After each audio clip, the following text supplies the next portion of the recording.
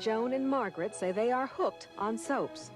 The beef and pepper, please, and an egg roll. They followed soaps for 20 years and watch an average of 3 hours a day when they can. Some people would say they're addicted. Do you think there's such thing as soap addiction? Oh, no question about it. Oh, absolutely. I think it's like nicotine in a cigarette.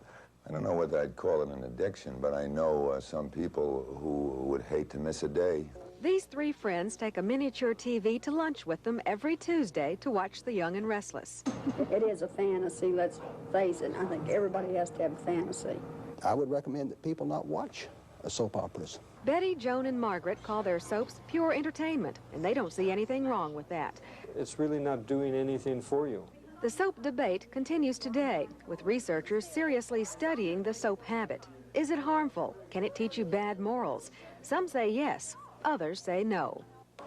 This is Studio One in Brooklyn, New York, but to many television viewers, it's a town in Michigan where you'll find people like Mac and Rachel and all the other people who make their homes in Bay City. Yeah, start down there. That's good. Okay, cue the action. That's it. Is this where you want ad-libby stuff? Okay. The ad-libby stuff, right, the ad-libby stuff? So while we kiss, it's kissing. Cat, I really, what about Peter? One big criticism of soap operas is that there's too much sex, too many torrid affairs. Actor Steve Schnetzer, who plays Cass in Another World, takes issue with that. EPD? Romantic, huh? EPB? The titillation on soaps is very superficial. There'll be some heavy breathing, and there'll be some kissy face, but you're not going to see nudity, and you're not going to, see anything too overt. It's suggestive. It's left to the imagination. Based on her research, Dr. Mary Casada says, I would even question the fact that there is any sex at all in soap operas. We have no explicit sex on television in our country. But Nashville Minister Mel Perry disagrees. He says soaps are on their way to being pornography. That it gets pretty explicit short of showing the plumbing, and there's a lot of bed hopping from bed to bed, and married people carrying on affairs with other married people, and divorce. And he believes that will lead viewers to act immorally. Why are they so interested in it and watch that type of thing? If they enjoy seeing it, would they not enjoy doing it? Why don't you just start accepting reality? The soap debate, it'll probably continue for years to come, but there's one fact that can't be denied. Soap operas make money. According to one researcher, over $500 million a year for the three networks.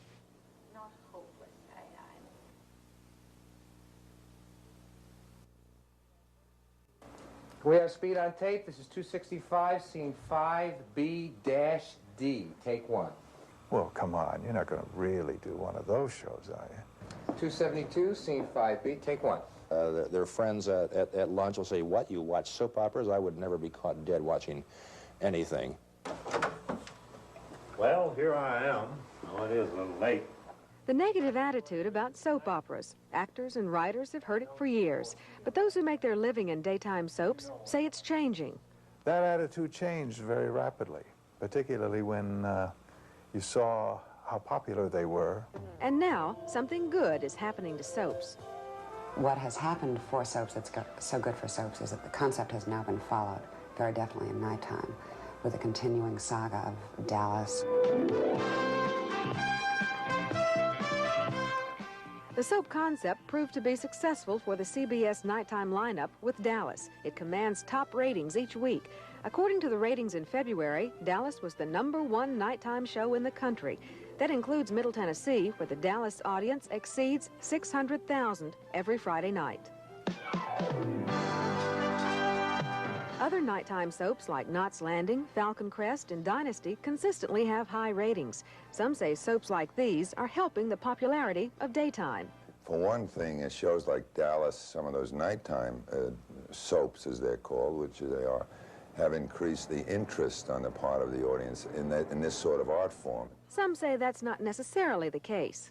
Well, why don't we say that soaps are better than they ever have been?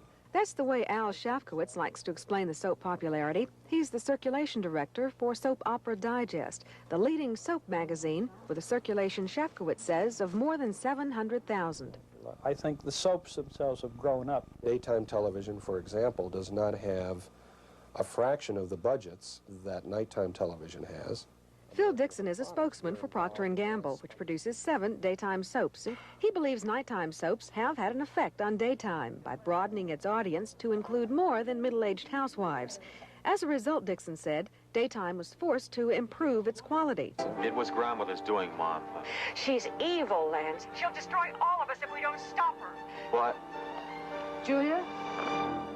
Whether nighttime soaps help daytime or daytime help nighttime, there is agreement that the soap opera concept is a proven formula that works and endures. The Guiding Light is 47 years old. Another World is celebrating its 20th anniversary this month. And Nashville's most popular daytime soap, Days of Our Lives, has been running for 19 years.